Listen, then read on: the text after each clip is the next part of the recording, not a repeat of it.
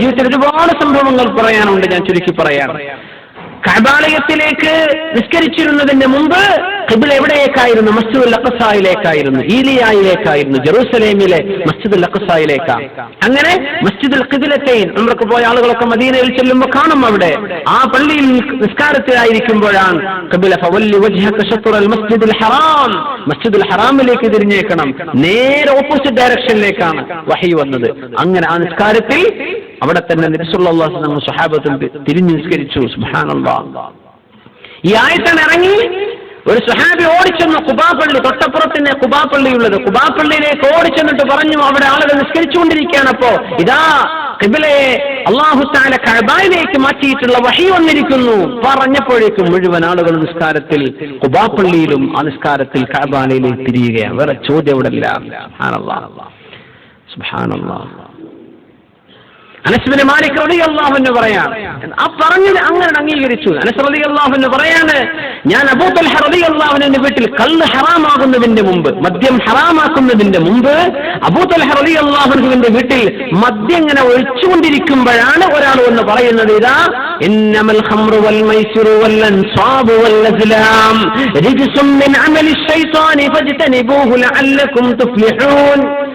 ആയത്തിറങ്ങിയിട്ടുണ്ട്, മദ്യം അല്ലാഹു ഹറാമാക്കിയിട്ടുണ്ട് എന്ന് ആയത്ത് ഇറങ്ങി എന്ന് പറഞ്ഞു തന്നപ്പോഴേക്കും അബൂ തൽഹ റളിയല്ലാഹു അൻഹു പറഞ്ഞു, അനസ് ഇബ്നു മാലിക്, കള്ളങ്ങ് ചിന്തയേക്കണം, എല്ലാ കള്ളും ചിന്തയേക്കണം. മദീനയിലെ മുഴുവൻ തെരുവുകളിലും മദ്യം ഒഴുകിയെന്ന്, അത് ഒരു എക്സാജറേഷൻ പറഞ്ഞതല്ല, ശരിക്കും ആളുകൾ അത് ഒഴുക്കിക്കളഞ്ഞു. കാരണം അവരത് ജ്യൂസ് കുടിക്കണ പോലെ കുടിച്ചിരുന്ന കാലമായിരുന്നു അന്ന്. സുബ്ഹാനല്ലാഹ്. വേണ്ടാന്ന് പറഞ്ഞപ്പോഴേക്കും ഇൻതഹൈനാ യാ റസൂലല്ലാഹ്, മദി നബിയെ ഞങ്ങൾക്ക് മതി. സിസർ ഒരിക്കൽ ഹറാമാ. എങ്ങനെ ഹറാം? നിന്റെ ശരീരത്തിന് കേടുവരുത്താൻ, ലങ്സിന് ക്യാൻസർ വരുത്താൻ, ശ്വാസകോശത്തിന് ക്യാൻസർ വരുത്താൻ. അല്ലാഹു തന്ന ശരീരം, ശ്വാസകോശം നടക്കുന്ന പ്രവർത്തനങ്ങളൊക്കെ എന്താണ്? എത്ര സൊഫിസ്റ്റിക്കേറ്റഡ് ആണ് അവിടെ നടക്കുന്ന പ്രവർത്തനങ്ങൾ.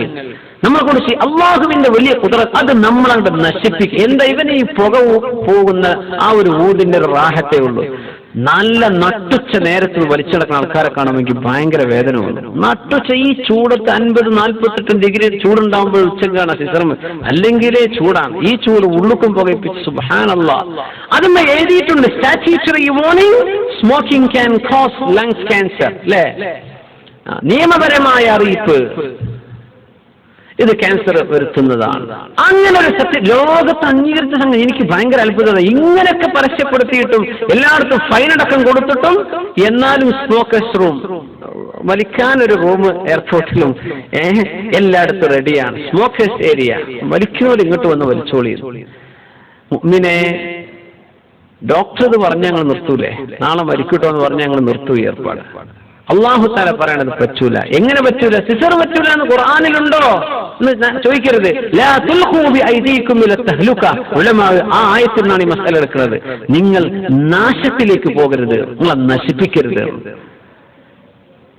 അത് സിസർ വഴിക്ക് മാത്രമല്ല, മൂക്കറ്റം ഭക്ഷണം കഴിച്ചിട്ട് കൂർക്കാൻ വലിച്ച് ഉറങ്ങി ഒന്ന് അനങ്ങാതെ നടക്കാതെ നടക്കുന്ന മനുഷ്യന്മാർക്ക് ഇത് ബാധകമാണ്. അറ്റാക്ക് കൊണ്ടുവരുന്ന നിന്റെ ശരീരം നീ നശിപ്പിക്കാൻ ചെയ്യാൻ പാടില്ല. ഇറങ്ങി നടക്കുന്ന എക്സസൈസ് ചെയ്യ്, അല്ലെങ്കിൽ ഭക്ഷണത്തിൽ നിന്ന് കൺട്രോൾ ചെയ്യ്. ലാ തുൽഖൂ ബിഐദീകും ഇല തഹ്ലുക. നാശത്തിലേക്ക് അടുക്കല്ല. സിസറവലിക്ക് മാത്രമുള്ള നിയമമല്ല, എക്സസൈസ് ഇല്ലാത്ത ആൾക്കാർ എക്സസൈസ് ചെയ്യണം. എന്റെ അള്ളാഹുവിന്റെ കൽപ്പന കൂടിയാണ്. സുബ്ഹാനല്ലാഹ്. ഇങ്ങനെയൊക്കെ നമ്മൾ ആലോചിച്ചിട്ടുണ്ടോ? ലാ തുൽഖൂ ബിഐദീകും ഇല തഹ്ലുക. നാശത്തിലേക്ക് പോകരുത്. അപ്പോ അങ്ങനൊരു നിയമമുണ്ട്. പഠിച്ചോനെ, ഇന്നത്തെ ക്ലാസ് മിസ്സായിക്കണമെങ്കിൽ ഇപ്പൊ ഒരു കുഴപ്പമില്ല. ഇതിൽ പെട്ടുപോയും ചെയ്ത് നമ്മൾ വലിക്കുന്നുണ്ട്. നിർത്തിയേക്കണം മുഅ്മിനെ. ഇന്ന് മുതൽ നിർത്തിക്കോളി. അതൊക്കെ പറ്റുന്ന, അതിനൊന്നും വലിയ പ്രയാസമൊന്നുമില്ല. ഇനി റമദാനും കൂടിയാ വരുന്നത്. ശരിക്കുള്ളൊരു പ്രാക്ടീസാണ്, ശരിക്കുള്ളൊരു പ്രാക്ടിക്കലായിട്ട് ചെയ്യാൻ പറ്റും. അത് നാശമാണ്. എല്ലാവരും അംഗീകരിച്ച വിഷയമാണ്. ഡോക്ടർമാർ മുഴുവനും എല്ലായിടത്തും പോസ്റ്ററുകളും ഒക്കെ അല്ലേ, എത്ര പഠനങ്ങൾ നടന്നിട്ടുണ്ട് അതിനെ സംബന്ധിച്ച്. എന്നാലും വലിക്കന്നെ. അപ്പോ നശിപ്പിക്കരുത്. കള്ള ഇങ്ങനെ കുടിച്ചിരുന്ന സമൂഹത്തോട് പറ്റൂല. അപ്പം നിർത്തിയില്ലേ അവർ. സുബ്ഹാനല്ലാഹ്. ഇങ്ങനെയാണ് അവർ നമുക്ക് കാര്യങ്ങൾ മനസ്സിലാക്കി തന്നിട്ടുള്ളത്.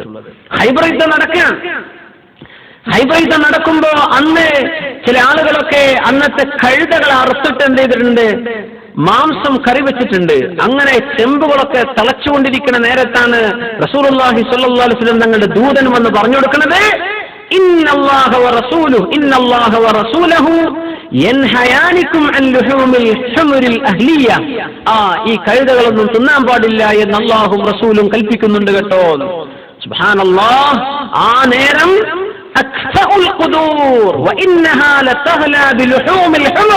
പടച്ചോനെ വേവാനായിട്ടുണ്ട്, തിളച്ചിങ്ങനെ മറിയാൻ. ആ കഴുതയുടെ ഇറച്ചിങ്ങനെ തിളച്ചു മറിയാണ് സർവ്വ ചെമ്പുകളിലും. ഖൈബർ യുദ്ധം എന്ന് പറഞ്ഞാൽ ആഴ്ചകളോളം മുശ്രിക്കീങ്ങളായ ആളുകൾ ക്യാമ്പ് കടന്ന് യുദ്ധം ചെയ്തിട്ടുള്ള സമയമാണ് ഖൈബർ യുദ്ധം. ആ സമയത്ത് പടച്ചോനെ ഇന്നത്തെ ലഞ്ച് കഴിഞ്ഞിട്ട് പോരെ ചോദിച്ചില്ലാന്ന, അപ്പോഴേക്കും ചെമ്പ് മുറിച്ചിട്ട് വേണ്ട, ഇനി ഞങ്ങൾക്കിത് വേണ്ട. സുബ്ഹാനല്ലാഹ്. അപ്പോൾ അത് കഴുതറച്ചിനെ പറ്റിയുള്ള മാത്രമുള്ള വിഷയമാണ് എന്ന് മനസ്സിലാക്കി പോകരുത്. നമ്മുടെ ജീവിതത്തിൽ നമ്മൾ ചെയ്യുന്ന പല വിഷയങ്ങളിലും അള്ളാഹുവിന്റെ നിയമം ബാധിക്കുന്നുണ്ട്. അള്ളാഹു നമുക്ക് തൗഫീഖ് ചെയ്യുമാറാകട്ടെ, അനുസരിക്കാൻ അള്ളാഹു നമുക്ക് തൗഫീഖ് നൽകുമാറാകട്ടെ. ഈ കാര്യങ്ങൾ അറിയിച്ചു കൊടുക്കൽ മാത്രമാണ് ഉലമാഇന്റെ പണ്ഡിതന്മാരുടെ ഡ്യൂട്ടി. അള്ളാഹുവിന്റെ അമ്പിയാക്കന്മാരുടെ ഡ്യൂട്ടി അത്രയേ ഉള്ളൂ. അള്ളാഹുവിന്റെ പ്രവാചകന്മാരുടെ ഡ്യൂട്ടിയും അത്രയേ ഉള്ളൂ. അതനുസരിക്കൽ നമ്മുടെ ബാധ്യതയാണ്. അള്ളാഹു തആല നമുക്ക് അതിനുള്ളൊരു വിശാല മനസ്കതയും ഹൃദയത്തിലൊരു ഈമാനിന്റെ പ്രകാശവും അള്ളാഹു നമുക്ക് നൽകുമാറാകട്ടെ.